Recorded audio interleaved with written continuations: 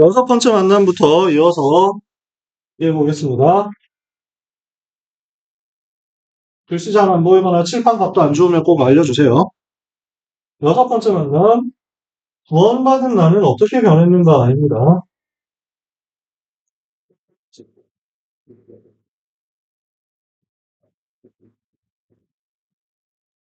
구원받고 나니까 뭐가 달라졌냐는 있는 거예요. 고린도전서 2장 10절에 오직 하나님이 성령으로 이것을 우리에게 보이셨으니 성령은 모든 것보다 하나님의 깊은 것까지도 통달하시는니라. 그 성령께서 내 안에 들어오신 육에 속한 사람은 하나님의 성령 일들을 받지 아니하나니 이는 그것들이 그에게는 어리석게 보이며 또 그는 그것들을 알 수 없나니 그러한 일은 영적으로 분별되기 때문이라. 두 구절만 나왔지만 2장 10절에서 14절 전체를 보면 참 좋죠. 그래서 우리가 육에 속한 사람이 아니라 영에 속한 사람으로 바뀌어버렸다라는 거예요. 하나님은 그의 백성을 구원하시기 위해서 하늘과 땅의 모든 계획을 총동원하셨습니다. 우리 주님은 그의 백성을 구원하시기 위해서 사람의 몸을 입고 이 땅에 오셨고 십자가에서 피 흘려 죽으셨고 부활하셨고 승천하셔서 지금도 그 백성 속에서 성령으로 간섭하고 계시죠. 그런데 대부분의 사람들이 이 귀중한 구원을 잘못 알고 있어요. 그러면 잘못된 구원과는 뭘까요? 구원 아닌 것이 뭘까요? 몇 가지가 나옵니다. 종교를 가지면 구원받은 것으로 착각하는데 종교는 사람이 임의로 만든 것으로 복음이 아니죠. 선을 행하려는 좋은 목적은 있지만 구원받지 못한 사람은 선을 행할 수도 없고 영이 죽은 자의 선은 선이 될 수가 없어요. 해적선 탄 사람은 뭘 해도 해적질이야. 해적선 타고 있는데 너무 착하게 살아. 그래도 해적이야. 해적선 탄 사람이 어려운 사람을 도와준 것 같아. 그러면 현상금만 늘어나는 거죠. 그게 원피스 세계관 아닙니까? 그러니까 해적선 안에 있는 사람을 뭘 해도 해적이. 뭘 해도 힘내가지고 밥 먹으면 힘나서 해적질. 잠자면 힘 얻어서 해적질. 어떻게 해야 돼? 나와야 돼. 근데 사람들은 해적선 안에서 열심히 살고 착하게 살고 그거 종교라고 하죠. 교회 다니면서 등록해서 다니는 것이 구원인 줄 아는데 마태복음 10장 43절 45절 예수님 설명하신 대로 생명 없는 사람이 교회 간다. 아무 효과가 없고 오히려 고난의 짐이 더 가중되는 거예요. 생명 없는데 마음을 비웠다? 그 속에 귀신들이 더 들어가니까. 열심히 구원의 척도를 오해하는데 바리새인들 얼마나 열심히 살았습니까? 불공들인 사람 얼마나 열심히 삽니까? 그 열심의 결과가 실패, 실망 밖에 안 남는 거죠. 신념을, 철학을 확고히 하며 나는 할 수 있다 이런 거 있죠. 구원받게 된 줄 오해하지만 그 신념은 엉뚱한 결과를 가져오고 혼자 있을 땐 스스로 실패를 느끼지 않을 수 없습니다. 경전을 외우거나 주문을 외우고 기도하면 구원받는 것으로 생각합니다. 이런 것들은 전부 외적인 임시 변화지 내적인 변화가 아니라는 거예요. 외적인 변화고 육신적인 변화고 임시적인 변화라는 말이에요. 내적인 근본 변화가 아니다라는 거예요. 예수님께서는 고난당하는 종교인을 향해서 마태복음 11장 28절에 수고하고 무거운 짐 지고 사느라고 얼마나 고생이 많냐 내게 와서 쉬어라 내가 쉬게 해줄게 라고 해결책을 진실하게 설명하시면서 초청하시는 거죠. 그래서 복음을 누리면 누릴수록 주님 안에서 쉬게 됩니다. 복음이라고 하면서 수고하고 무거운 짐을 짊어지는 사람들도 있습니다. 복음을 내려놓는 거예요. 우리 주님께 맡기는 거. 가면 갈수록 그게 됩니다. 그래서 이걸 누리는 만큼요, 여러분도 보는 눈이 달라지게 될 거예요. 정말 수고하고 무거운 짐이 많구나. 무겁겠다. 내려놔도 되는데 하면서 막 도와주게 돼요. 여유가 그만큼 생기는 거예요. 요 속에 있는 사람들은 그러니까 늘 피곤하고 늘 힘들고 늘 쫓기고 시달리고 하는 겁니다. 그런 거 없고 뭐예요? 우리 속에 하나님이 오셔서 함께 사시는 거예요. 그걸 보고 내적인 변화가 일어나. 열심히 하는데 외적인 변화거든?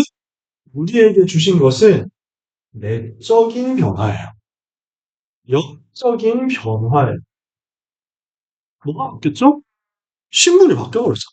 마귀 자녀였는데 마귀가 도망갔잖아. 하나님이 내 속에 오셨잖아.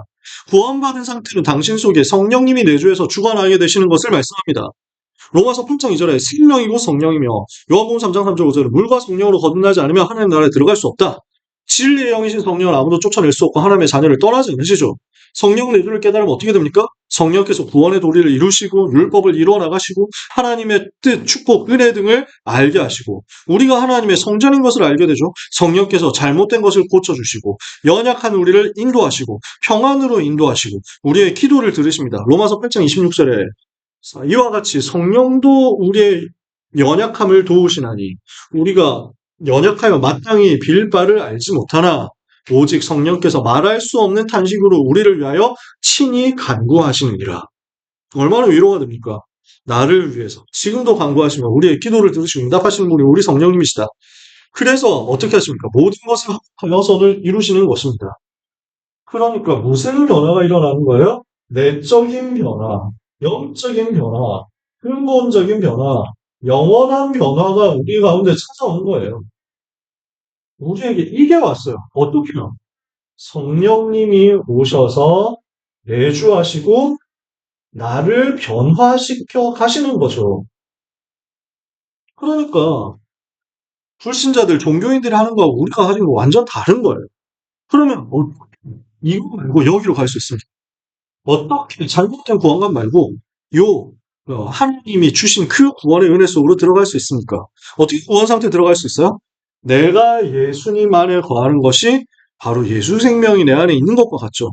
그것은 물과 성령으로 거듭난다는 것입니다. 방법은 단 하나밖에 없죠. 믿는 거죠. 하나님이 세상을 이처럼 사랑하사 독생자를 주셨으니 이는 그를 믿는 자마다 멸망하지 않고 영생을 얻게 하려 하십니다. 그 믿음을 뭐라고 해요? 우리가 영접이라고 하는 거예요. 예수 믿는데 어떻게 믿냐?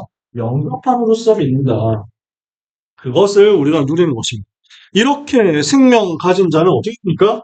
변화가 일어나요. 신분이 변화됩니다. 영적으로 소속이 마귀 자녀에서 이제는 너희가 하나님의 자녀다. 신분이 변해요. 전에는 죄의 종이었는데 이제는 의의 종으로. 영과 육과 삶의 상태가 변합니다. 전에는 죽었었는데 허물과 죄로 죽었었는데 이제는 생명으로 살아나 버렸어요. 허물과 죄로 죽었던 우리를 살려내셨어요. 그 은혜로 말미암아 하나님이 허물로 죽었던 너희를 그리스도와 함께 살리셨고 바뀌어버렸어요.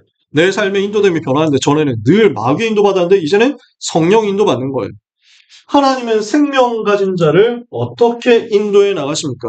끝까지 버리지 않고 인도하시며 성화시켜 나가십니다. 절대 버리지 않으세요. 아무도 생명 가진 자를 멸망시킬 수 없습니다. 로마서 8장 31절 39절. 구원받은 하나님의 자녀는 절대로 망하지 않는다. 끝까지 책임지신다. 저는 그래서 6번째 만남 하면서 시간 많으면, 시간 여유 있으면 이걸 같이 읽습니다. 31절, 39절. 하나님이 우리를 용서하시고 살리셨는데 누가 정죄한다고 합니까? 죽으신 분 다시 살아나시는 그리스도 예수시니 그는 하나님 우편에 계신 자요 우리를 위해서 간구하시는 분이십니다. 누가 우리를 그리스도의 사랑에서 끊을 수 있습니까? 사망이나 높음이나 깊음이나 권세자나 천사들이나 어떤 세상 주관자라고 할지라도 우리를 그리스도 예수 안에 있는 우리 주 예수 그리스도 안에 있는 하나님의 사랑에서 끊을 수 없습니다. 절대로 망하지 않는다. 이게 구원받은 나에게 와 있는 은혜고 축복이다라는 겁니다. 그래서 이 내용을 얘기하다 보면 6번째 만남까지 오면 진짜 감격이 나와요.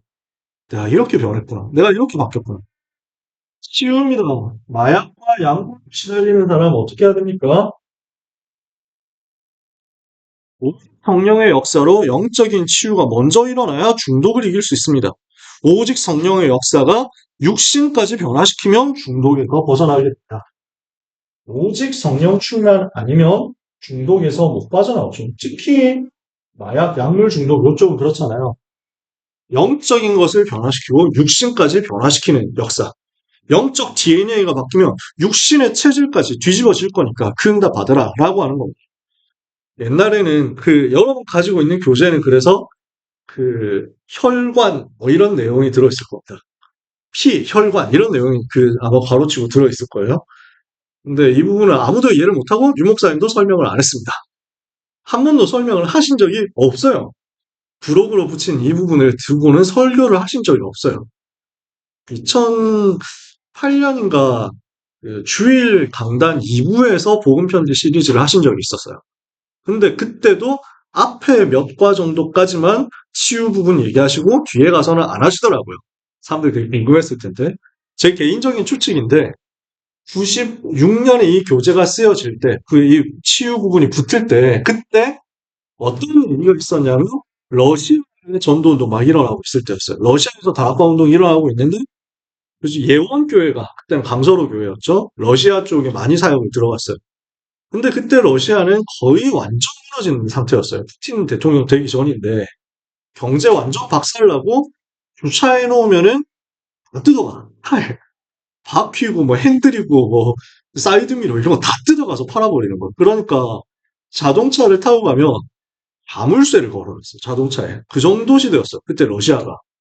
완전 무너지면서 그 공산주의 깨지고 자본주의 들어오는데 자본주의가 뭔지도 모르는 사람들이 돈 하나도 없으니까 결국 그 매춘이 그 이제 제일 뭔가 인정받는 직업 이 정도까지 무너졌거든요. 러시아가. 그러니까 그때 제일 많이 일어났던 게 마약이었어요. 그래서 러시아에 사역 들어가는 전도자들이 마약 치유 사역을 되게 많이 했는데 그때 보고가 뭐라고 들어왔냐? 그 세계보고만 신문에 뭐가 나왔냐면 간증이 나왔는데 어떤 여자분이 러시아 사람인데 자기가 다락방 만나서 마약에서 빠져나왔는데 그때 마약에서 빠져나오기 위해서 다락방 만나기 전에 이런저런 노력을 다 했는데 안 되더라. 심지어 자기가 피를 다 바꿨다. 수혈받아가지고 자기 몸에 있는 피를 다 빼고 새로운 피로 다 집어넣었는데 안 되더라. 근데 다락방 만나서 치유받았다. 이렇게 간증을 해가지고 실었어요. 제 개인적인 추측인데 그 얘기 듣고 혈관이라는 얘기가 그 교재에 들어간 게 아닌가 싶어요. 그때 메시지에서 많이 언급하셨거든. 피혈관. 피를 다 바꿔라! 뭐 이래가지고. 근데 그게 과학적인지는 잘 모르겠어요. 제가 의학적으로 온몸의 피를 다 교체할 수 있는 게 현실적인지 잘 모르겠어요. 저는 아닐 것 같거든요. 그러니까 그 여자분이 그냥 한 말이겠지. 그래서 제가 그 부분을 제가 이해가 안 되니까 그냥 빼버렸어요. 그리고 이렇게 해놓은 거예요. 성령의 역사가 육신까지 변화시킬 때 치유가 일어났다. 아마 유 목사님도 피, 혈관 이거에 대해서 설명을 지금까지 안 하시는 거 보면 바꿔도 상관이 없을 것 같아요. 그 정도로 이해하시면 어떨까 합니다. 저는 그렇게 하고 있고 여러분들은 자유롭게 하시면 됩니다. 피, 혈관 뭐 얘기하시고 싶으면 하셔도 돼요. 일곱 번째는 지금부터 어떻게 시작해야 될까?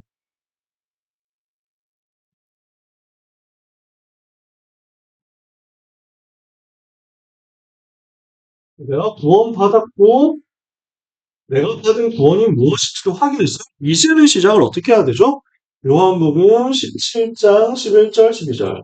나는 세상에 더 있지 아니하오나 그들의 세상이 있사오고 나는 이제 아버지께로 가옵나니 거룩하신 아버지와 내게 주신 아버지 이름으로 그들을 보존하사 우리와 같이 그들도 하나가 되게 하옵소서. 내가 그들과 함께 있을 때 내게 주신 아버지의 이름으로 그들을 보존하사 그들을 보존하고 지켰나이다. 그 중에 하나도 멸망하지 않고 오직 멸망의 40분의 1은 성경을 응하게 하려 함이니이다. 여기서 포인트가 되는 것은 주님이 그 이름으로 보존하고 지키고 계신다라는 것을 붙잡는 것입니다. 구원받은 나와 당신은 영적으로 완전한 해방과 자유를 얻었는데 지금부터 이 땅 사는 동안 어떻게 살아야 할까요?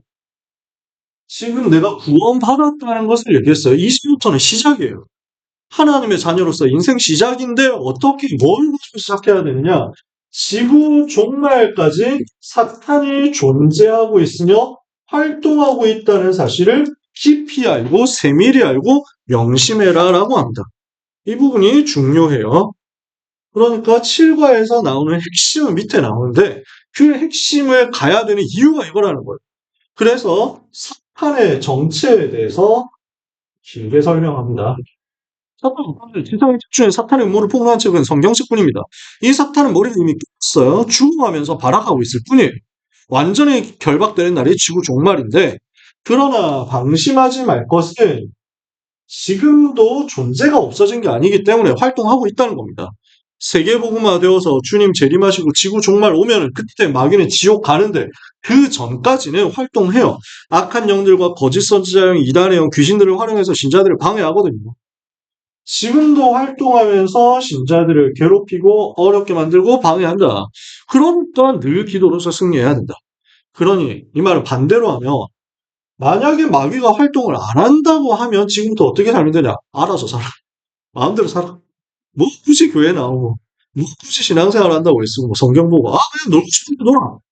특히 마귀가 없으면 타락도 안 할 거 아니야. 마귀가 없으면 고생도 안 하고 우리 뭐 지금 뭐 긴장 없다고 그냥 내 마음대로 살면 돼. 마귀가 없다며. 마귀가 죄를 가지고 계속 속임수를 쓰는데 그게 없단 말이에요? 그건 그냥 살다가 즐겁게 살다가 천국 가면 천국 가는 거 안 없어지니까 끝났잖아. 그냥 살면 되거든. 근데 그게 아니라 사탄이 활동하고 사탄이 괴롭히고 사탄이 어지럽게 만드는데 이걸 모르고 내가 그냥 내 마음대로 살고 죄 짓고 살고 교회 안 가고 예배 안 드리고 기도 안 하면 어떻게 되겠냐라는 거예요. 그게 지금 요 얘기예요. 그래서 늘 기도로 승리해라. 사탄은 개인과 가정을 공격하며 불신자를 지배하고 확신 없는 자를 공격합니다. 한 번 틈을 주면 더 크게 공격해 옵니다. 옛날 교재는 여러분 교재 지금도 그렇게 되는지 모르는데 한 번 틈을 주면 7배로 가해온다라고 되어 있는데 마태복음 12장 43절 45절 귀신 하나가 있었는데 나중에 7귀신을 더 데리고 들어오죠. 근데 문제는 제가 그래서 이걸 바꾼 이유는 7배가 아니라 8배이기 때문이에요. 귀신 하나였잖아. 근데 7마리를 더 데리고 들어오잖아. 8배거든. 근데 이걸 물어본 사람이 있겠어, 없겠어? 성경 읽어보면 나왔으니까요. 어, 형, 7배가 아닌 것 같은데. 뭐 이러면 어떡하려고. 그래서 그냥 굳이 왜 그러면 또 이걸 그러면 8배로 수정했습니다 할 것도 없잖아. 한 번 틈을 주면 더 크게 가해온다 하면 되지. 그래서 바꾼 거예요. 제가 한 버전은 그렇게 바꾼 거예요. 그 다음에 더 크게 공격해오고 각종 질병, 불치병 이름 모를 병을 갖고 옵니다. 정신적으로 혼란 줍니다. 확신이 있는 자는 피해 다녀요. 야고보 4장 7절에 마귀를 대적하라 그러면 너를 피하리라 그랬어요. 물 없는 곳, 쉴만한 곳을 찾고 특히 빈집을 찾아 들어와요. 빈집, 허무해져 있고 공허해져 있고 멍해져 있는 상태. 내가 그리스도로 충만해져 있지 않은 그 빈자리를 마귀는 잘 알고 파고 들어옵니다. 공격이 들어온단 말이에요. 기도하는 것과 성경하는 것 가장 싫어합니다. 주의를 성수하는 것 싫어합니다. 예배 바르게 드리는 것을 가장 싫어합니다. 전도하는 것을 두려워합니다. 그래서 뭐 해야 되냐? 사탄이 싫어하고 사탄이 두려워하는 것이 무엇인지 알고 그거 해야 되겠죠. 그러므로 5가지 사실을 항상 기억하고 생활해야 되는 것이 사탄이 존재하고 활동하는데 내가 이 사실을 인지하지 못하고 그리스도로 충만하지 않아서 죄짓고 돌아다니면 어떻게 돼요? 그걸 가지고 사탄이 완전 갖고 논단 말이야. 속아서 넘어지고 무너지는 인생 된단 말이야. 그러니 죄와 싸워야 될 거 아니에요. 사탄과 싸우고 죄와 싸우고 죄에게 틈을 주지 않으려고 하니까 5가지 사실을 항상 기억하고 생활화해야 될 것. 그 5가지 사실이 뭔데요? 예수 그리스도를 바르게 깊이 아는 것입니다. 사탄은 예수 이름 앞에 완전 결박되니까 예수 이름이 누구냐? 그리스도시구나. 아는 겁니다. 2번째, 성경에 제시된 성삼위 하나님의 능력을 믿는 믿음이 깊어져야 합니다. 믿는 단계. 그리고 3번째, 예수 그리스도를 중심의 가정에 처한 곳에 영접하는 기도와 믿음을 잃지 말아야 합니다. 영접하는 단계. 영접했으면 어떻게 해요? 예수 그리스도의 이름과 권능을 시인하고 증거하고 간증하는 일이 생활 속의 중심이 되면 승리하게 됩니다. 나타내는 단계. 그리스도를 시인하고 인정하고 나타내는 거죠. 이렇게 쓸게요. 시인이라고 쓸게요. 그러면 5번째 마지막 건 나옵니다. 예수 그리스도가 당신의 주인이 되면 성령께서 당신의 능력, 환경, 지성, 배경과 관계없이 역사합니다. 그리스도께서 주인 되신 단계.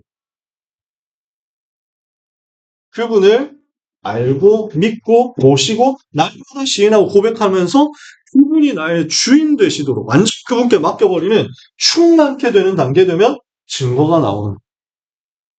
그래서 날마다 그리스도를 기억하고 그리스도께서 나의 주인 되시도록 주인을 바꿔라. 그게 7과의 핵심이에요. 7과의 주제, 내가 주인 된 것 말고 그리스도께서 나의 주인 되시도록 바꿔버려라. 그래서 3가지 그림 나오는 겁니다. 당신이 어디에 있고 또 어디에 있어야 되느냐. 첫 번째, 자연인은 사는 사람이 아니라 불신자 상태 그대로의 사람을 말하는 겁니다. 그걸 자연인이라고 해요. 원래 놔둔 상태, 태어나서 원죄 가운데 태어나서 아무 변화가 없는 그 상태, 자연 그대로의 상태는 불신자 상태죠. 마음에 예수님이 계시지 않고 자기가 주인. 좀 더 정확하게 말하면 마귀가 주인이고 그 마귀의 노예 생활을 하는 건데. 두 번째, 육에 속한 자. 예수님이 영접을 했고 구원을 받았는데 내가 주인이고. 세 번째, 영에 속한 자. 내가 주인 되지 않고 주님이 나의 주인 되시고 그분께 맡겨버리는 거예요. 그래서 주님이 주인 되신 그 상태가 되도록 날마다 나를 살리는 겁니다. 그리스도를 중심에 모시고 고민, 문제, 죄짐 버리고 그리스도 중심에 모시고 고집 버리고 그리스도 중심에 모시고 염려, 부정적 공상 버리고 그리스도 중심에 모시고 경험 앞서지 말고 선입견 갖지 말고 그러니까 내 것 버리는 삶. 내가 주인 된 거 버리는 거죠. 왜냐? 당신 속에 계신 성령은 완전하신 분이시기 때문에. 나의 주인이 내가 아니라 그리스도 되시면 승리한다. 이게 7과의 주제예요. 왜 그리스도께서 주인 되셔야 되냐? 안 그러면 사탄이 주인 돼서 속임수 쓰니까 거기에 속지 말라고. 이해가 되시죠? 이게 굉장히 중요한 대조되는 상태입니다. 연약하면 어떻게 해야 됩니까? 기도로 하나님이 주시는 능력을 체험하면 연약하면 하나님의 능력이 임하는 통로가 됩니다. 그래서 정시로 기도하면서 능력을 얻어라. 성령 충만 받고 무시로 기도하면 성령 인도 받고 중요한 문제면 집중해서 기도하고 합심해서 기도하면 기적이 일어납니다. 순간순간 매 순간 주님과 대화하고 영적인 권세를 사용하는 것입니다. 정시기도, 무시기도, 집중기도, 합심기도, 대화기도, 그리고 권세기도. 이 6가지 기도에 대해서 설명하는 거예요. 능력 없도록. 그래서 그 교재는 연약, 치유, 연약 해놓고 정시, 무시, 집중 이렇게만 써 있어요. 그걸 여러분한테 설명을 좀 풀어서 한 거예요. 8번째 만남. 하나님의 권능이 언제 나타나는가? 하나님의 그 능력이 나에게 언제 나타납니까? 마태복음 28장 18절 20절에 예수께서 나와 말씀하시기를 하늘과 땅의 모든 것을 내게 주셨으니 그러므로 너희는 가서 모든 민족을 제자로 삼아 아버지 아들과 성령으로 세례를 베풀고 내가 너희에게 분부한 모든 걸 가르쳐 줄게 하라. 내가 세상 끝날 볼지어다 내가 세상 끝날까지 너희와 항상 함께 있으리라 하시니라 하셨습니다. 내가 누군지를 잘 알고 예수 그리스도께서 누구이신지 잘 알 때 하나님의 능력과 축복을 실제로 체험하게 되는데 내가 어디서 와서 무엇을 하다가 어디로 갈지 알게 됩니다. 마태복음 28장 하늘과 땅의 모든 권세를 가지신 주님이 그렇게 하신다고 했는데 그 권능 내가 누리게 될 거 아니에요? 그러려고 하니까 7가지 사실을 명심해야 됩니다. 원래는 하나님의 형상들이 창조된 하나님과 더불어 안식하도록 창조되었는데 인간이 마귀의 형상과 범죄함으로써 그 형상을 잃어버리고 이거 영이 죽은 상태에 되어버렸고 그때부터 십자가는 고통이 쉴 새 없이 들어오게 되었습니다. 하나님의 생을 살다가 본향, 천국 아니면 지옥으로 갑니다. 근데 지옥 가잖아. 하나님 떠났으니까. 하나님은 인간에게 하나님의 형상을 회복하시기 위해서 하나님의 형상을 가지고 원수를 이기시기 위해서 이 땅에 오셨어요. 그분이 예수 그리스도. 그분은 참 하나님이시면서 참 사람이시죠. 그리스도이신 예수님이 생명이신데 그 생명 되신 예수님 영접하면 모든 문제 해결된다라는 겁니다. 그러니까 뭐예요? 복음 메시지 확인해라. 복음이 이해되고 정리가 되어 있어야 그 다음에 하나님의 권능이 본격적으로 나타나는 응답 속으로 들어갈 수 있습니다. 그러면 권능은 언제? 복음이 이해된 사람이 권능을 실제 누려야 되겠는데 뭐 해야 되냐? 3가지 싸우는 겁니다. 그 3가지 싸움이 무슨 싸움입니까? 첫 번째, 나 자신과의 싸움. 나라는 존재와의 싸움이란 말이에요. 진리를 알지니 진리가 너희를 자유케 하리라 그랬습니다. 그 말은 반대말로 자유하지 않다는 겁니다. 내가 지금 나라는 것에 잡혀 있다는 것이 자유를 놓친 노예 상태라는 거예요. 뭐에 매여 있는 상태라는 거예요. 붙잡혀 있는 상태라고요. 뭐에 붙잡혀 있습니까? 내 생각에 붙잡혀 있는 거지. 내 것에 붙잡혀 있는 거지. 그러니까 여기서 빠져나오는 걸 얘기하는 겁니다. 내 환경을 주님께 맡겨 주님의 계획을 발견하고 내 뜻보다 온전하신 하나님의 뜻을 찾고 내 계획보다 하나님의 계획이 완전하신 것을 신뢰하고 내 고집과 생각 유익을 주지 못하니까 그것 버리고 나 자신을 완전히 주님께 맡겨버리는 것입니다. 그러니까 나를 넘어선 나를 버리는 나를 무너뜨리는 그러면 어떻게 하면 나를 무너뜨립니까? 하고 싶은데 쉽지 않잖아요. 그래서 여섯 번째, 진리는 예수 그리스도시고 그분이 거룩하시죠. 진리를 알지니 진리가 너희를 자유케 하리라. 거룩하신 그리스도를 알지니 그 그리스도의 거룩함이 너희를 자유롭게 하리라. 나라는 것을 무너뜨리는 답이 그리스도 충만. 그리스도 충만해지면 거룩은 따라온다. 경건과 훌륭함이 따라온다. 본질적으로 거룩이라는 말은 착하고 훌륭하고 깨끗하다는 말을 넘어서서 다르다라는, 구별되었다는 말.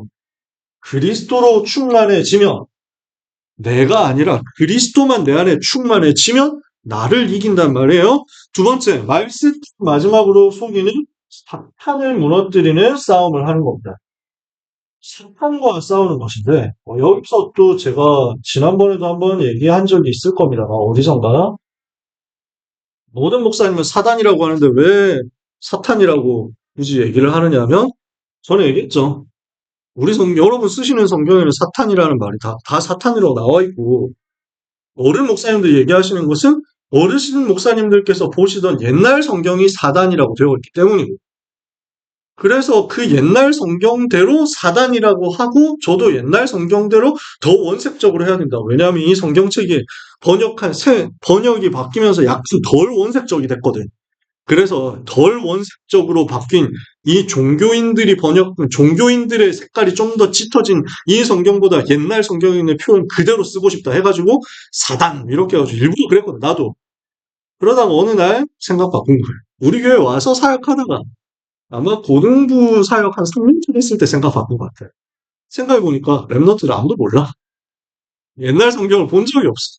랩런트들은. 여러분도 본 적 없잖아요. 개역 한글판 성경 본 적 없잖아요. 그러니까 태어날 때부터 어느 날 정신 차리고 보니까 성경에는 사탄이라고 되어 있고, 하지만 메시지에서는 항상 사단이라고 나오고, 여러분 의문을 가지지 않으신 것 같지만, 그래서 사단이라고 아무리 검색해도 나오지 않는다. 성경에서. 그렇기 때문에 그럼 랩런트한테 내가 맞춰야 되겠구나. 어차피 그리고 원어에 가까운 것도 사탄인데, 원어에는 사탄이 더 가까운데, 그래서 제가 사탄이라고 쓰기로 한 겁니다. 상관없습니다. 사단이라고 해도 되고 사탄이라고 해도 되고 누가 덜 원색적이고 누가 덜 세련되고 이런 거 아니니까 생각하시면 돼요. 사탄이라고 하는 것보다 사단이라고 하는 게 편한 것은 하나 있습니다. 키보드 자판이 디귿이 티귿보다 약간 더 가까이 있기 때문에 그 정도의 차이일 뿐입니다. 그렇게 생각하면 돼요. 자, 말씀 마지막으로 보기는 사탄과 싸우는데 내 힘으로 안 되니까 예수님 권능으로 되죠. 예수님 영접할 때 하나님 자녀된 권세, 하늘과 땅의 모든 권세 예수님께, 주님의 권세 앞에 귀신도 존중하죠. 예수님이 오신 이유가 마귀의 일을 멸하기 위해서요. 기도응답의 권세도 주님께 있습니다. 예수 이름의 권세를 가지고 사탄의 권세를 꺾어버리면 됩니다. 영적 싸움 하라는 거예요. 세상과 더불어 싸워라. 그 말은 환경과 싸우는 것입니다. 현장에서 세상과 싸우는데 그러려면 어떻게 합니까? 성령 인도 받는 거예요. 이 부분이 생명 세상을 가면 조금 더 좀 자세하게 나올 겁니다. 보혜사 성령께서 구원받은 하나님의 자녀 영원히 함께 계시고 모든 것 생각나게 하시고 가르쳐 주시고 기름 부으사 모든 것을 깨닫게 하시죠. 하나님의 성령 임하면 하나님이 나라 임합니다. 성령 충만 받으면 권능 받으니까 세상과 싸울 필요 없이 싸우지 않고 넘어서서 승리해버리는 거예요. 세상과 싸우는데 우리는 세상과 투닥투닥해서 싸우는 게 아니야. 압도하는 거야. 그래서 세상을 이기신 그리스도를 붙잡고 성령 인도, 성령 충만을 받으라. 그러면 능력 나타나서 이기게 되니까요. 하나님의 권능이 언제부터 시작됩니까? 하나님 자녀되어서 원죄 해결되었을 때부터 이미 축복 시작되었어요. 자범죄 해결할 때 능력이 나타나기 시작해요. 그러니까 죄에 잡혀 있으면 안 되는 거예요. 세 가지 싸움은 죄와 싸우는 것이기도 해요. 당연하죠. 나 자신과의 싸움, 죄와의 싸움, 죄 짓게 만드는 사탄과 싸우는 것이고, 죄로 유혹하는 세상과 맞서 싸우는 거예요. 그러니까 죄에게 지지 말고, 악에게 지지 말고, 선으로 악을 이기는 겁니다. 그래서 내일 그 학원복음화 메시지를 이 부분 가지고 에베소서 4장이 자세하게 얘기하니까 그거 하려고 이게 막 기대하면서 준비하고 있었는데 내일 메시지가 본부에서 내려와서 랩넌트 대회 메시지를 이제 우리 모든 부서에서 다 하기로 했습니다. 그래서 에베소 4장을 어떻게 하지 고민하고 있습니다. 야, 진짜 자세히 이 얘기를 하고 싶거든. 예배 사장 보니까, 메시지 준비하면서 보니까 너무 속이 시원한 거야. 뭐 세상 따라가란 말을 하냐. 우리가 어떻게 세상 따라갈 수 있냐. 너희는 그리스도를 그렇게 배우지 아니하였느니라. 이렇게 바울이 딱 세게 얘기하는데, 속이 시원한 거예요. 언제 다락방에서 죄 짓고 살라고 했습니까? 그리스도를 언제 그렇게 가르쳤습니까, 우리가? 우리는 싸우는 겁니다. 자본주의 해결할 때 능력을 나타납니다. 고난과 핍박과 질병과 좌절 속에서 하나님의 계획을 발견하고 내 삶의 하나님의 목적 발견하고 내가 처한 곳에 하나님의 더 큰 뜻을 찾아내고 그것을 위해서 기도하고 하나님의 능력 임하게 됩니다. 그리스도로 만족할 때 승리합니다. 언제 능력 나타나느냐? 내 영적 상태가 하나님 앞에 서게 되고 죄를 넘어선다. 자, 그것 정도를 넘어서서 하나님의 계획을 깨닫고 인생의 방향이 잡혔다. 그죠? 내가 있는 현장에 하나님의 계획이 뭐구나. 전도 때문에 나를 불렀고요. 그러니까 처음에는 세상에서 나를 내가 구별된 존재니까 나 죄 짓지 않아야지 하고 그 정도의 싸움이었는데, 이제는 그 정도가 아니라, 저는 이제 방어적이었다는 거예요. 처음에는 방어적으로 죄 짓지 말아야 돼. 죄와 싸워야 되고, 죄 지었으면 회개해야 돼. 이제는 그것을 넘어서서 하나님의 계획을 찾았어. 그 계획을 붙잡고 이제는 현장을 정복하는 거야. 세상 정복하는 거야. 그러면서 우리는 항상 그리스도로 말이죠. 내 거 필요 없잖아요. 내 생각 필요 없잖아요. 내가 뭔가 성공하고 잘 되고, 뭐 부유해지고, 이것도 우리 진짜 상관없잖아요. 그러면 권능이 나타나. 하나님의 능력이 이때부터 나타나. 정신 질환에 시달리는 사람은 어떻게 해야 되겠습니까?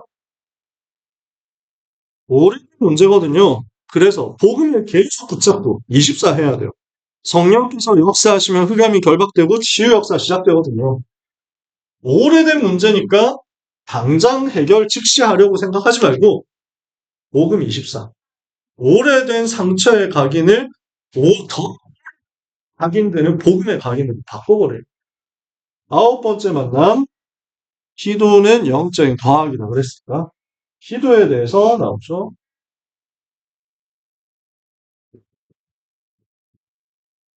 누가복음 11장 13절에 너희가 악할지라도 자식에게 좋은 것을 줄 줄 알거든 하물며 하나님 아버지께서 구하는 자에게 성령을 주시지 않겠느냐. 하나님은 전능하시기 때문에 우리의 기도를 들으시면 응답하시죠. 죄인이 하나님께 요구할 수 없으니까 죄 없으신 예수 이름으로 기도할 때 우리의 기도 응답하시는 거예요. 불신자들이 기도하면 왜 응답이 있습니까? 당장 기도하는데 응답이 오는 것 같죠? 이 성경은 기도문이나 기도 행위를 합니다. 짐승에 절하는데, 돌나무에 절하고 공을 드리는데, 종이 그림 사진 놓고 기도하는데, 산자, 손으로 만든 모양, 우상, 신을 모신 그릇에 기도하는데 응답이 나타나요. 다른 특수한 종교단체 지도자, 교주, 이런 인간들한테도 능력이 나타나니까 거기에 붙는 거예요. 왜 나타나죠? 불신자의 기도가 응답되는 이유는 뭡니까? 귀신이 역사하니까, 귀신 활동하니까, 악신도 능력은 있습니다. 그러니 불신자도 기도하면 일단 응답은 받는 것 같습니다. 이방인의 제사하는 것은 귀신에게 하는 것이고 하나님께 기도하는 것이 아닌 난 너희가 귀신과 교제한 자 되기를 원치 아니하노라. 마태복음 24장 11절에 거짓 선지자가 나와서 많은 사람 미혹하게 될 것이다. 그러면 이런 기도는 뭡니까? 불신자의 기도의 특징이 뭐예요? 기도하면 무조건 응답받죠. 좋은 것이든 나쁜 것이든 우선 목적만 이루면 실패합니다. 이후에 더 큰 실패가 찾아오는 거예요.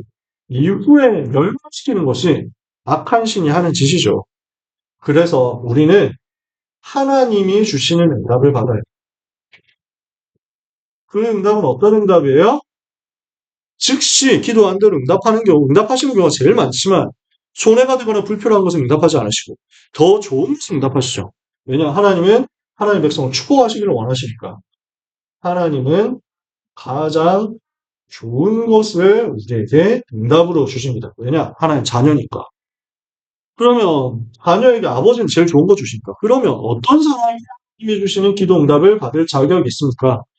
하나님의 자녀가 하나님이 주신 응답 받겠죠. 예수 이름으로 기도하면 됩니다. 회개함으로써 응답 받습니다. 회개를 한다는 말은 죄를 걷어냈다는 거죠. 노폐물을 걷어내는 거예요. 찌꺼기를 걷어내는 거예요. 그리고 응답의 혈관이, 응답의 파이프라인이 통할 거 아니에요. 죄는 노폐물입니다. 응답을 막고 있는 겁니다. 그러면 빨리 빼내라. 음식물 쓰레기를 만들지 않으면 제일 좋겠죠. 하지만 나옵니다. 어떻게 해요? 빨리 버리면 됩니다. 계속 쌓아놓고 있으면 어떻게 돼요? 싱크대에 계속 쌓여있으면 어떻게 돼요? 물이 빠지겠어요? 그러니까 빨리 빼내라. 그걸 보고 회개라고 합니다. 믿음으로 기도하는 자에게 응답하시고 끝까지 인내하는 자에게 인내하며 기도하는 자에게 응답하시죠. 누가복음 18장 1절에 항상 기도하고 낭망하지 마. 18장 7절 8절에 하나님께서 과연 택하심 받은 택하심을 받은 하나님 백성들의 원한 맺힌 기도에 어느 때까지 응답하시지 않고 참으시겠느냐. 내가 말하노니 속히 반드시 응답하시리라. 그러나 인자가 마지막 때 세상에서 믿음을 보겠느냐. 끝까지 기도하는 사람이 얼마나 되겠느냐는 거예요. 성령께서 마음과 생각을 지키시고 지혜를 주시기 때문에 응답받을 수 있습니다. 하나님의 자녀가 예수 이름으로 기도하면 응답받는다는 거예요. 세 번째, 주의해야 될 것이 있습니다. 이거 설명 특별히 어렵게 할 건 없죠? 내 뜻대로가 아니라 하나님의 온전하신 뜻대로. 내 계획이 아니라 하나님의 크신 계획대로. 환경 바꿔주시고 내가 여기서 탈출하게 해달라고 하는 게 아니라 이곳에서 하나님의 계획이 뭡니까? 이거 기도하는 거죠. 그때 탈출이 필요해도 그때 탈출됩니다. 탈출하려고 하면은 탈출이 안 돼. 하나님의 계획이 뭡니까? 찾아내고 그 계획을 누리고 나면 탈출돼 있어. 하나님 바꾸시죠. 원수 갚는 마음이 아니라 용서하는 마음으로 하나님 뜻에 순종하는 마음으로 기도하는 겁니다. 그래서 주기도문을 보면 되죠. 네 번째, 기도는 영적인 과학. 사실 이거 얘기하려고 여기까지 얘기한 겁니다. 기도할 때 무슨 일이 벌어져요? 기도하면 성령께서 역사하십니다. 기도하면 성령이 역사하시니까 악령의 세력이 결박당합니다. 흑암 세력 결박. 기도할 때 하나님의 능력의 천사들이 동원되어서 주의 일을 하게 됩니다. 그러면 이렇게 해서 문이 열린 증거가 주위의 환경이 변하고 하나님이 응답의 사람을 보내주시는데 만남의 축복을 주시는데 여기 나오는 구절들은 다 천사 동원된 구절들이에요. 하나님이 돕는 주의 천사를 보내시고 천사가 와서 돕는 것처럼 하나님께서 응답의 문들, 만남의 문들을 여실 거니까 세 가지 영적 사실을 누려요. 과학이라고 하면 뭡니까? 제가 아는 과학이 몇 개 없어가지고 만유인력의 법칙. 이걸 놓으면 떨어지는 게 과학이에요. 그럼 내가 이것을 이 펜이 땅에 떨어지도록 땅 쪽으로 떨어지도록 하기 위해서 애를 쓰고 노력하는 게 아닙니다. 당연히 떨어지는 거예요. 그걸 보고 조금 맞으면 이대로 될 수밖에 없는 그걸 보고 과학이라고 해요. 그러니까 영적인 세계에서 예수 이름으로 하나님 자녀에 기도하면 당연히 일어나는 사실들이다. 이거 붙잡는 겁니다. 암을 비롯한 불치병의 문제 어떻게 해야 됩니까? 구원의 확신 먼저 가져야 됩니다. 죽으면 어떡하냐 하면은 이것 때문에 더 눌리죠. 나는 살아도 괜찮고 죽어도 괜찮다. 여기 확신이 먼저 생겨야죠. 성령께서 역사하시면 절대 불가능이 무너집니다. 특히 불치병 걸렸을 때 사탄이 거짓말 많이 해요. 사탄이 이 불치병 때문에 사람을 완전 생각 사로잡아가지고 낙심시킨다니까요. 꺾어버리고 정시로 기도하며 성령 충만받고 고통이 오면 무시로 기도하고 음식과 약속에도 하나님 축복이 있으니까 가장 정상적으로 요약의 도움을 받되 영적 문제 해결하고 영적인 능력을 먼저 회복해야 되겠다. 성령 충만 받아버리면 불가능 없으니까 이 성령 충만을 기도로 누리고 그 안에서 가장 정상적인 생활을 해야 됩니다. 라는 겁니다. 마지막 10번째 만남이에요. 기도하면 왜 질병을 떠나는가? 상당히 병든 사람이 많기 때문에 영적으로 병든 사람, 육신적으로 병든 사람 너무 많기 때문에 특히 본인도 본인이지만 주변에서 가족들이라든지 여기서 병든 사람들은 거의 없는 경우가 잘 없어요. 어디선가는 병들어 있거든요. 요건을 봐주는 거죠. 마태복음 8장 7절에 우리 연약한 것을 친히 담당하시고 병을 짊어지신 분이 우리 주님이시죠. 예수님은 병자를 고치시면서 복음을 전파하셨고 사도와 초대교회 성도들도 치유와 복음 전파를 병행했습니다. 마가복음 16장 15절 20절에 예수님 분명히 약속을 주셨는데 병든 자들의 손을 얹으면 낫게 될 것이다. 성경에는 치유의 약속이 있습니다. 세 군데만 나왔지만요. 더 많죠. 예수님의 옷에만 손을 대도 손을 대는다. 다 성함을 얻었다. 우리의 연약한 것을 친히 담당하시고 병을 짊어지셨다. 그가 채찍을 맞으면 우리가 나음을 입었다. 맞습니다. 먼저 병의 원인을 진단해야 되는데 그냥 뭐 바로 실수, 전염으로 인한 병, 노화의 병, 나이 들어서 생기는 자연스러운 병 이런 것도 있습니다. 그거 보고 다 영적 문제다 이렇게 말하면 안 되겠죠. 그러나 성경이 밝히는 세 종류의 원인이 참으로 중요하고 이것은 인간의 방법으로 고칠 수가 없습니다. 반드시 영적인 치료가 있어야 되는데 죄로 인한 병이 있고 마귀가 가져다 주는 병이 있습니다. 하나님의 특별한 축복의 계획이 있는 병도 있습니다. 죄 때문에 오는 병이 있죠. 많이 하면 상소상대까지 병이 옵니다. 이름도 밝혀지지 않고 의실로 불치병으로 들어갑니다. 원죄로 인해서 오는 저주받은 상태이기 때문에 처음부터 저주받은 상태로 태어나요. 그런 경우 다범죄로 자기가 죄를 지었을 때 하나님이 그것을 치시는 경우도 있습니다. 사탄이 지배하니까 정신을 공격해서 어렵게 하고 마음을 공격해서 감정을 이기지 못하게 하고 감정에 사로잡히죠. 환경을 틈타서 공격하고요. 육신을 장악해서 고통에 빠지게 만듭니다. 마음과 생각과 정신을 장악하고 환경 속에도 우상의 환경을 통해서 하고 들어오면서 우상숭배 심한 동네에 질병 오거든요. 그러면서 결국 육신까지 멸망되도록 만듭니다.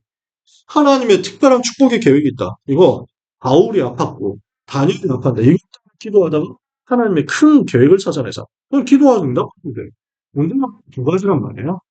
그러면 잘못된 치유법은 더 잘못된 결과를 가지고 오겠죠.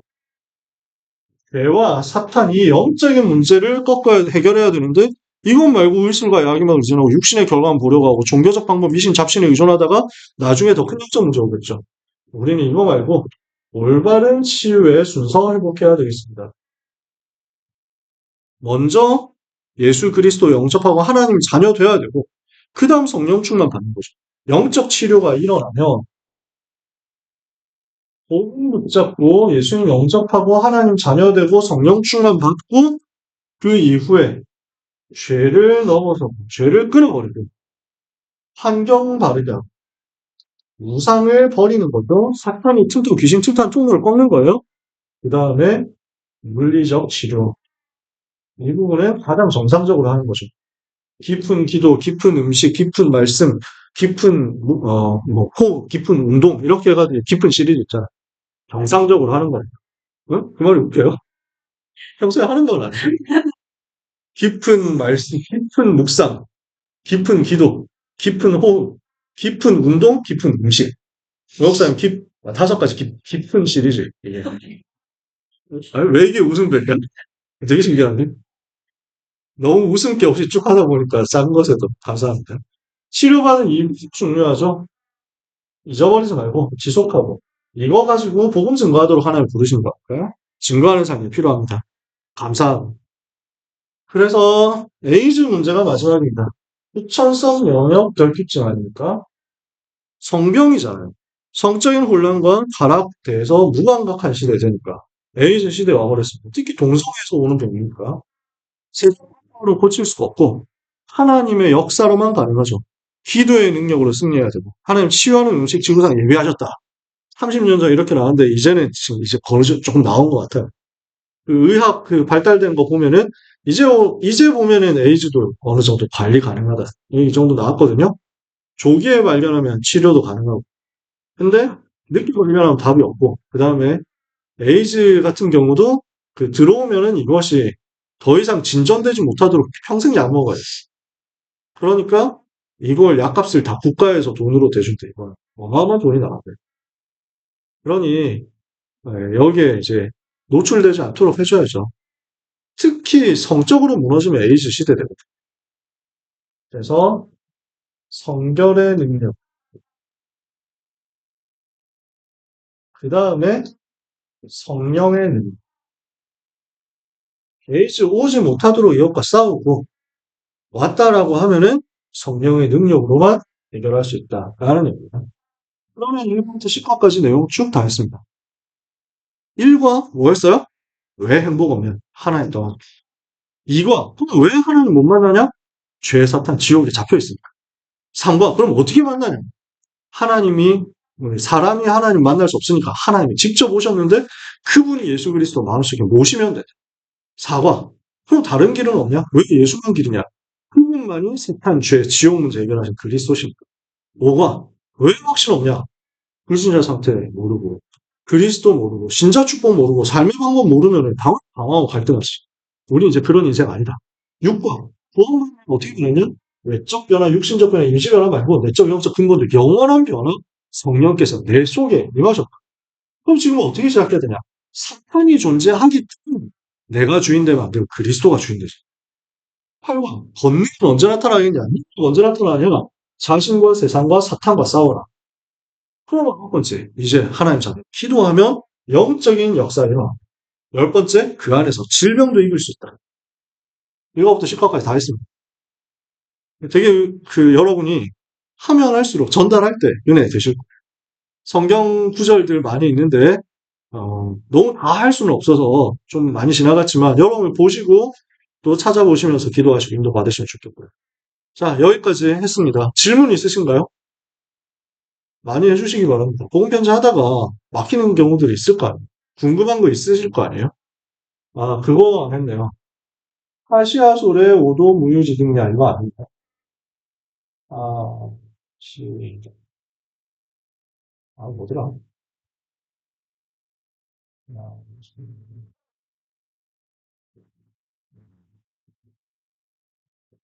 오도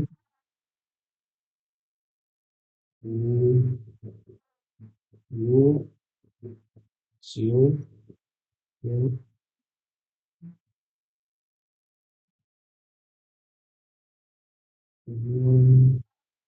야.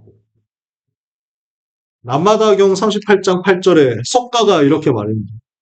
하시아솔의 오도 무효지 등량 언젠가 언젠가 예수 오시며 내가 깨달은 도는 기름 없는 등과 같다. 기름 없는 등이다. 라고 했다고 합니다. 그 얘기가 복음편지 3과에 나와 있습니다. 교재에. 96년 개정판에 없어졌습니다. 그러다가 2020년쯤 개정될 때 다시 돌아왔습니다. 원문 그대로 회복해야 된다 해가지고. 근데 저는 안 살렸습니다. 왜냐? 없는 말이라서. 지난번에, 지난번에 얘기했죠? 그 얘기했지? 남아다경 38장 8절인데, 그래서 진짜인가 해가지고 내가 검색 다 해봤다니까? 남아다경이란 경전 자체가 없어.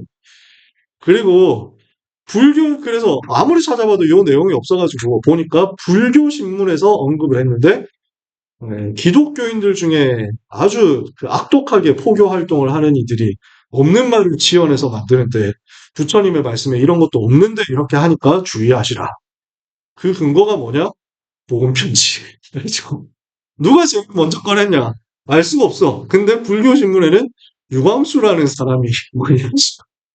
그래서 없는 말을 우리가 굳이 할 필요도 없고 더더욱 많이 있는 글이어도 아니 부처님도 이렇게 말했으니 예수 믿어야 된다. 그런 필요가 뭐 있어요? 없잖아. 성경만 말하면 그게 뭐 신빙성 있는 내용입니까? 풀 안에 있으면 그럼 그것도 언급 다 해야 됩니까? 그럴 거 아니에요. 그래서 이것 가지고 할 필요 없습니다. 근데 유 목사님 왜 넣었냐? 넣으니까 불교 신자들한테 할 말이 있더라. 그러니까 해라. 하셨다고 합니다. 지시를 그렇게 하셨다고. 진위 여부 상관없이 불교 신자에게 감동을 줄 수 있다. 해라. 근데 제 생각에는 거짓말이라는 걸 알면 불교 신자 더 화낼 것 같아가지고. 어, 필요 없는 말이다. 그래서 저는 지웠습니다. 여러분은 필요하신 대로 활용하시면 돼요. 네. 이상입니다. 궁금하신 부분 없습니까? 네.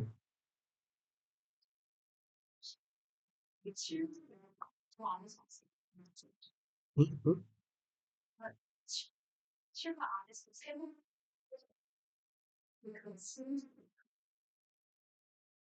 무슨 순서요? 어.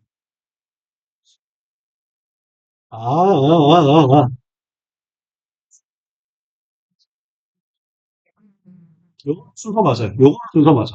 그러니까 요거 같은 경우는 특별한 순서는 아니고 그냥 나열이에요. 이건 순서 바뀌어도 되고, 그래서 제가 한 거에는 합쳤어요. 교재를 그 몇 가지 번호를 합친 거예요. 근데 2번은 순서예요. 알고, 믿고, 영접하고, 알고, 믿고, 마음에 모시는데 모시는 것을 입으로 시인한. 그러면 그분이 내 안에서 역사하신다. 그러니까 영접을 논리적으로 설명.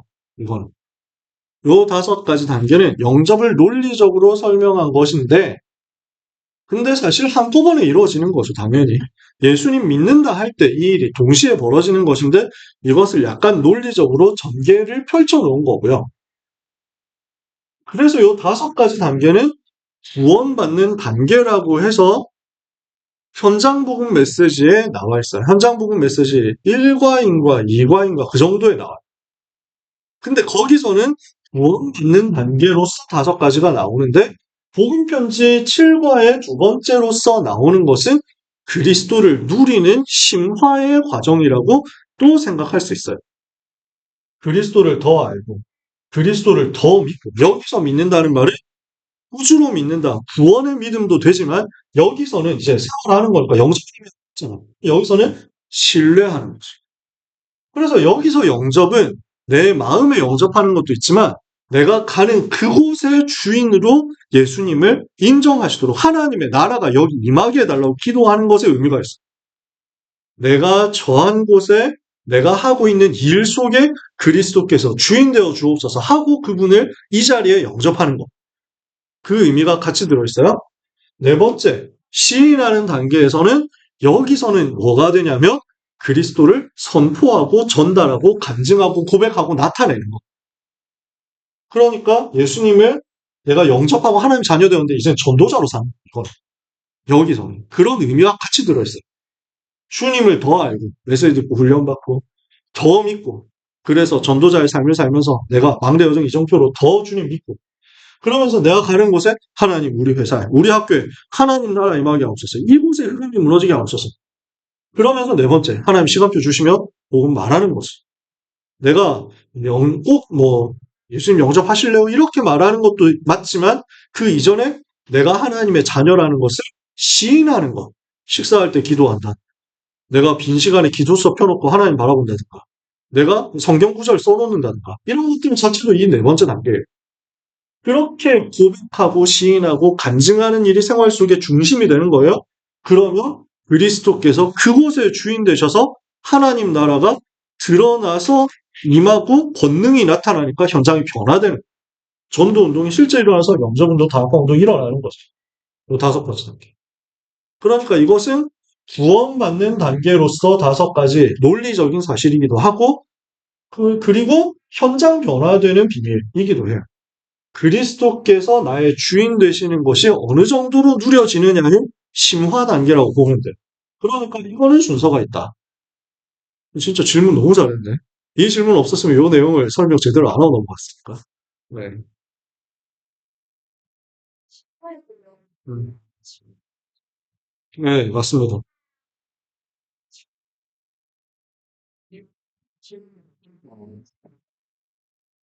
사실 연세 드셨죠.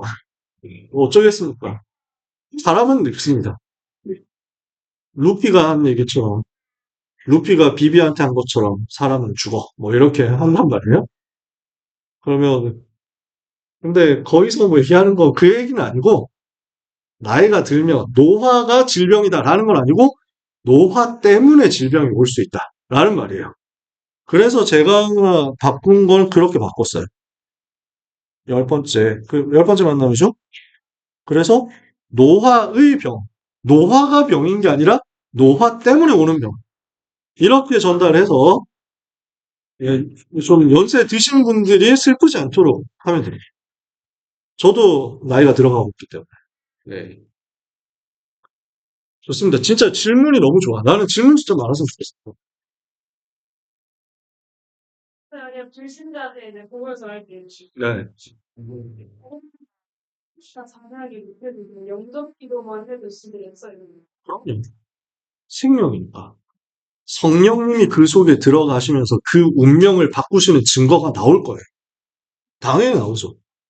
제일 극적으로 드러나는 건 귀신에게 잡혀있는 사람. 이런 사람 진짜 빨리 나타나지. 그래서 나도 악몽 이제 귀신이 꿈에 나타나고 밤에 나타나고 하는 사람 예수님 영접하면 그날 딱 떠나거든. 얼마나 확실한지 몰라. 얘가 그걸 체험하고 나니까 다락방 하자 하니까 다락방을 하는 정도가 아니라 나를 안 놔줘. 다락방 메시지 하고 나서 이제 나 집에 가야 되는데 근데 오빠 이것 좀 더 물어보면 안 돼요? 뭐 이러면서 막 오늘 이 메시지 이건 뭐예요? 하면서 막 자꾸 물어봐. 그러면서 막 오늘 저는 진짜 은혜 많이 받았는데 너무 좋은데 포럼 하니까 너무 좋은데 나 집에 가야 되는데 지금 버스 끊기는데 네. 변화가 그게 성령님이 들어가셔서 역사 일어나기 때문에 영적인 일이 반드시 역사 일어납니다. 좋습니다. 또 질문 없나요? 뭔가 지금 복음 편지만 끝난 거예요, 여러분. 새 생명 남았어요, 사실. 근데 남았는데 지금 분위기는 여기서 끝내야 될 것 같은 분위기를 살짝 이제 나온단 말이지. 그래서 저는 이제 그것도 여러분께 여쭤보고 싶어요. 나는 사실 손해볼 게 없다. 나는 어려운 게 없어. 다음에 또 해도 돼. 네, 그리고 뭐 집에 가서 온라인으로 또 해도 돼. 예를 들어서. 여러분이 하고 싶은 대로 하시면 됩니다. 근데 일단 지금은 복음 편지에 대해서 마음껏 질문해 주시면 좋겠다. 안 그러면 쉰다. 없으면 쉰다. 쉬어도 됩니까? 네, 알겠습니다.